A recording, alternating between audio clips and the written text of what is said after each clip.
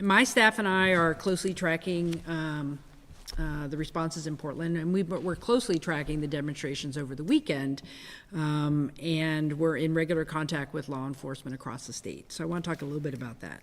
Here's my takeaway.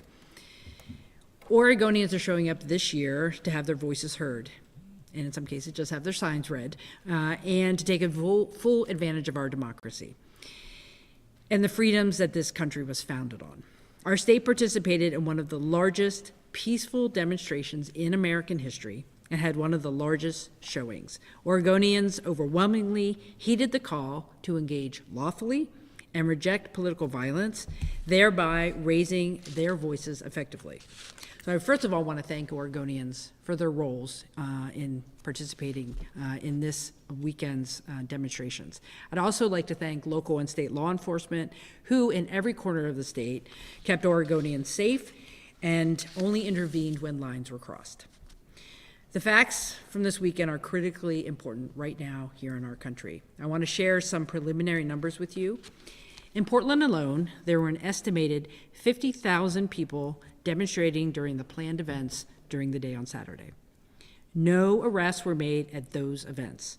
Later that night, at an entirely separate event, there were 3 arrests outside of the U.S. Immigration and Customs Enforcement building in Portland, which I want to be clear and mention is not a detention center of any kind. The event there was declared a riot at 6:30 p.m. and lasted a short period of time. It's really important to emphasize here that an estimated 50,000 people in Portland peacefully marched. And separately, there were 3 arrests made later on Saturday evening. Between Wednesday of last week and today, where there were increased activity in Portland concentrated around the ICE building, there were a total of 20 arrests, and thus far 17 individuals will face prosecution. These numbers are important because they tell a story about how we can move our state and our country forward with lawful, civil discourse and participation. Here are some other numbers for Saturday.